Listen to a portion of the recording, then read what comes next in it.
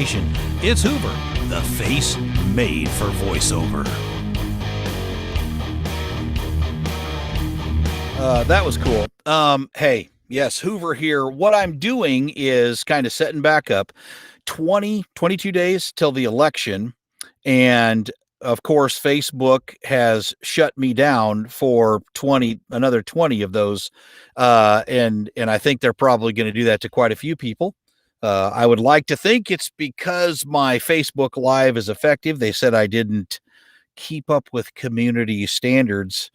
Their community scares me. I just want to let you know. I really, I just out of the gate here, because I'm going to see how this works. I don't even know where. I know this is going to YouTube. It says it's live on YouTube. I don't even know how to promote that. So I've got to figure that all out. So if nothing else, I'm just going to go in, copy this link, and put it up on Facebook so people can see it.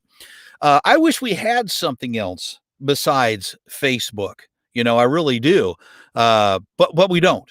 That's where we're at. I mean, there are other options out there, new things coming up. And if Facebook keeps doing what they're doing, what you're going to end up with is a great separation, and you'll just have conservatives going to one place. It'll happen eventually that we'll go to one place like Facebook, and all the liberals will be at Facebook. Our country is split. And but I don't think it's split like they say it is. They think, it's split 50-50, maybe a little bit more towards the liberal side. Well, let me say a thing about the polls. They're crud. They are doo-doo. You can't count on them. I listened to a guy on Glenn Beck the other day that was talking, that studies polls, and you need to go find that on YouTube. He just breaks it down to where the information and their technique is just terrible. Polls are set up at this time to form public opinion, not report public opinion. If you remember, all the polls said how great Hillary was doing, and then she didn't. Not only that, but the split in the country, as they say, is 50-50 or a little more one side or the other. I would say it's more like 80-20, like it's always been. Now, I got fact checked the other day because I had reposted something that Senator Ted Cruz had said, that only 75% of evangelicals showed up to vote. Now, the fact check, the way they removed it was they tried to say that I said he said that yesterday, which I never said that in the post. I just reposted the post. They said, oh, no, the facts are he said that in 2016. Well, I don't care when he said it. That's how they do things.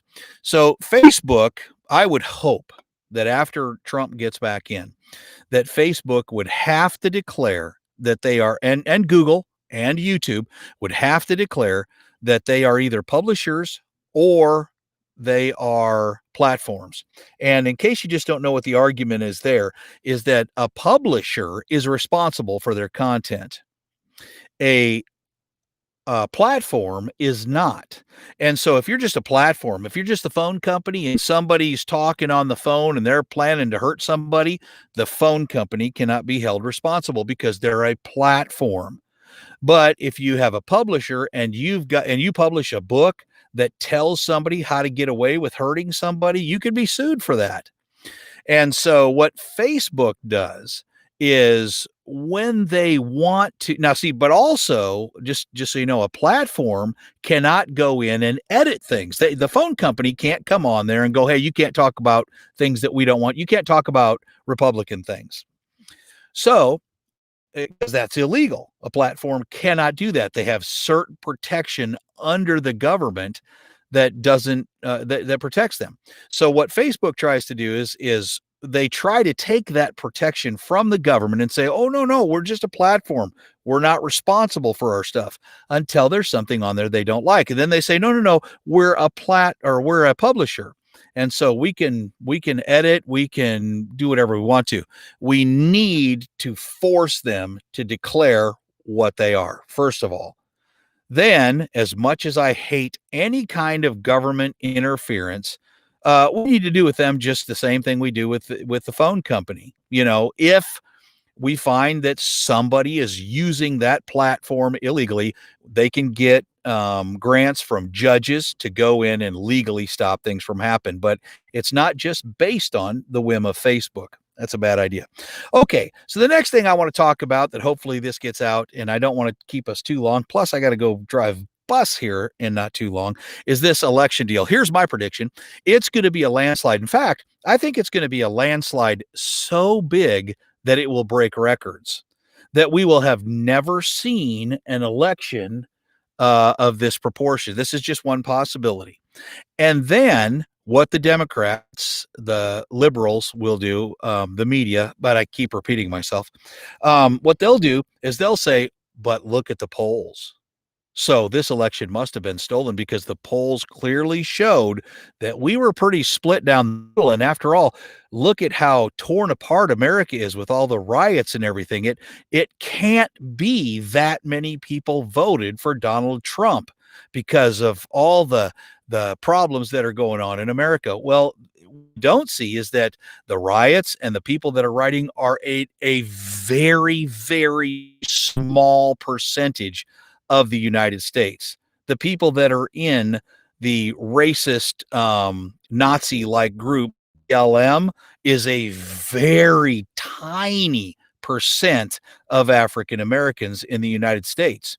And so, they're pulling the same thing with us that they pulled with the homosexual agenda, in that they tried to pretend like, half of everybody out there is feeling one way and the other half feels a different way. And it's just not true. We have an overwhelming majority in the United States that just knows a Biden-Harris ticket is a horrible idea. So there'll be this big landslide, and then there'll be all this outcry from the media. And like I said, I'll just repeat myself. I think my time's up. I don't know what happened.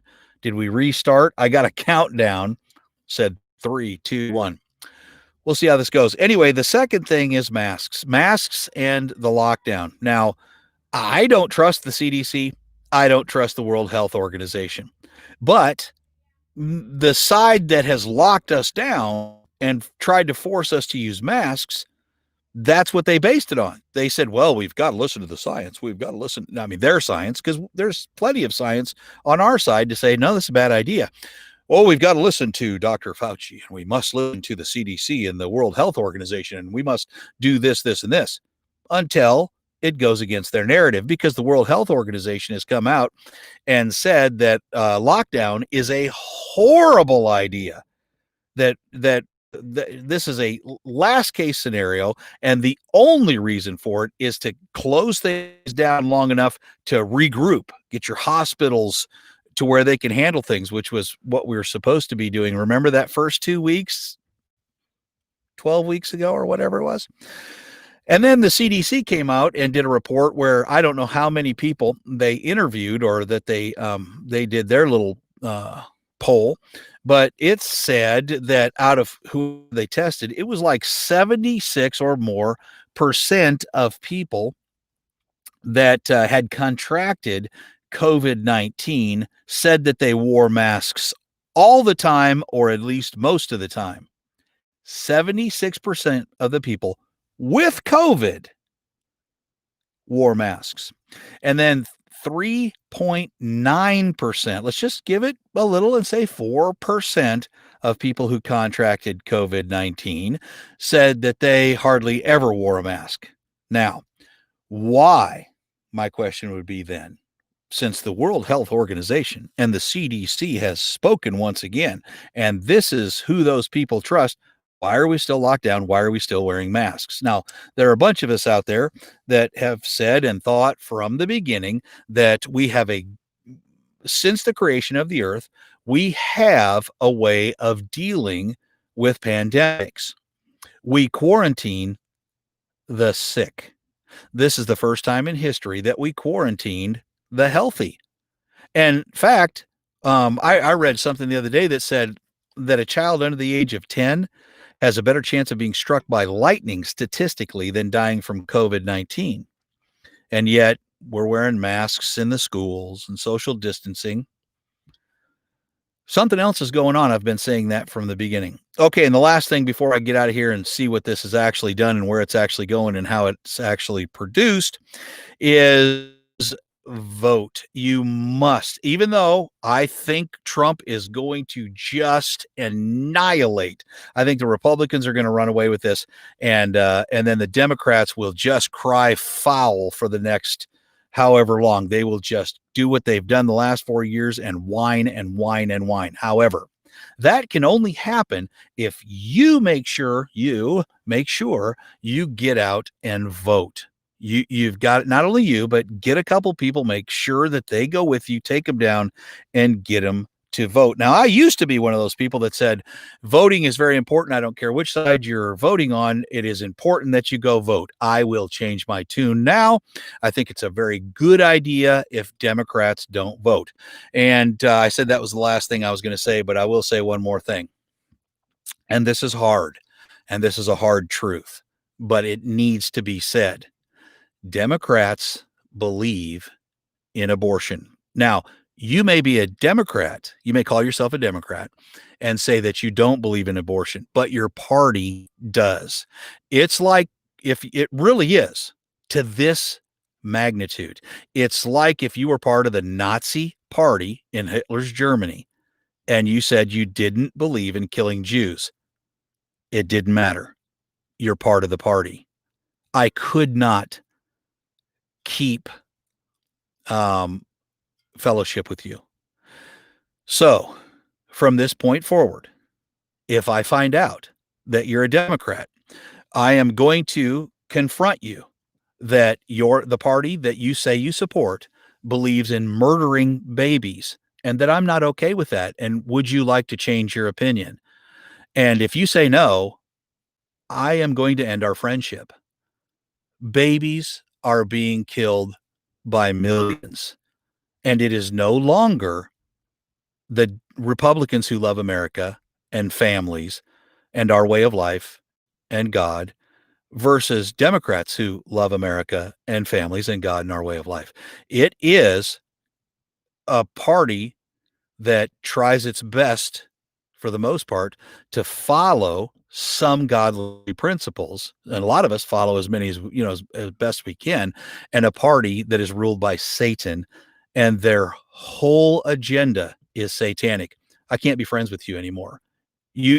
Because a few things have happened. Either you've let yourself be blinded and you don't care what's going on, which is horrible, or you're on purpose. You know that your party is for murdering babies and you don't care, which I can't be your friend anymore.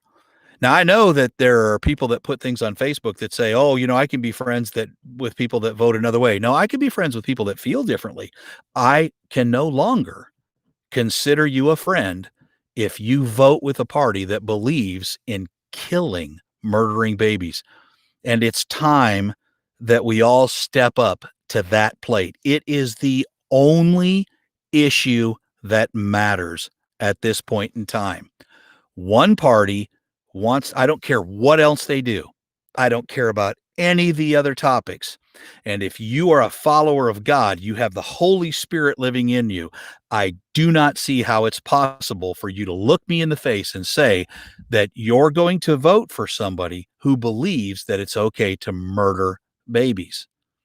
I'm just going to assume that you are apostate, that you're not following Christ, and quite frankly, I think we're close to church discipline on this. I think this comes to a point where, when we've got somebody that's living in open sin in the church is supposed to put them out. I mean, it's something that I think about in my brain. I think, well, if we've got somebody that comes into church that says, I'm for the people who are pushing the right to murder babies, and you're open about it, I'm not sure that doesn't require church discipline. I'll accept your thoughts at kabuka66@gmail.com. Remember, the Bible says, when it is possible, be at peace with all men. Sorry, folks, it's not possible anymore. Love y'all. Talk to you later. With a Bible-based worldview and a sanctified imagination, it's Hoover, the face made for voiceover.